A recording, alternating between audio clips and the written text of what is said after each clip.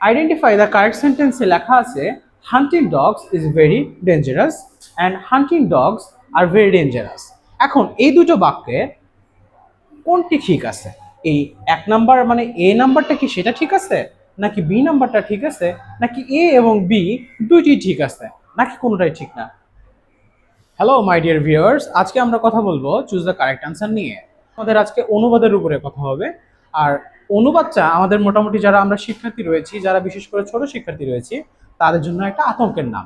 আমি যদি আমার অভিজ্ঞতা থেকে বলি, আমি যখন ছোট ছিলাম তখন অধিকাংশ ক্ষেত্রেই বাসাতে যদি কখনো কখনো মেহমান এসেছে বা কোনো আহ, পরিচিত বাবার কোনো কলিগস বা আঙ্কেল বেড়াতে এসেছে, তারা অবশ্যই একটা পড়া আমাকে কম বেশি ধরতোই, সেটা হচ্ছে অনুবাদ।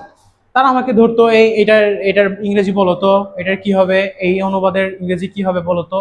আমি কম বেশি সবসময় আতঙ্কে থাকতাম। আমার যেটা বিশ্বাস, তোমাদেরও অবশ্যই সেই আতঙ্ক হতো বা হয়।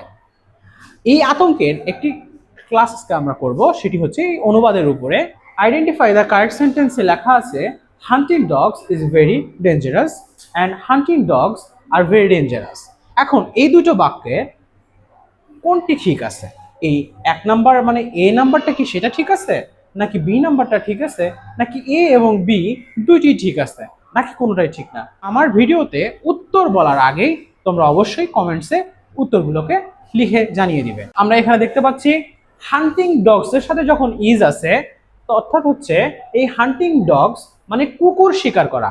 এই হান্টিং আর এই ডগস এর মধ্যে আমরা যদি এই ডগসটিকে আমরা যদি মনে মনে ভুলে যাই, তাহলে আমরা এখানে দেখতে পাচ্ছি হান্টিং ইজ ভেরি ডেঞ্জারাস, অর্থাৎ শিকার করা অনেক কঠিন বা ভয়ানক। আবার আমরা যদি এদিকে দেখি, এই যে ডগসটাকে বসিয়ে, তাহলে হান্টিং ডগস, তাহলে কি শিকার করা?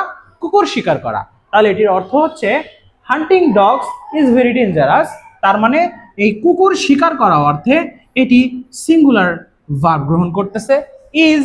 এবং যখন হান্টিং ডগস হচ্ছে এই কুকুরগুলোকে যখন আমরা প্লুরাল ধরতেছি, তখন ডগস আর ভেরি ডেঞ্জারাস, কুকুর অনেক হিংস্র। আর এই হান্টিং ডগস মানে শিকারী কুকুর। তাহলে শিকারী কুকুর অর্থে ডগস, আর এই ডগস প্লুরাল ক্ষেত্রে তাই এখানে হয়েছে ভার্ব আর প্লুরাল।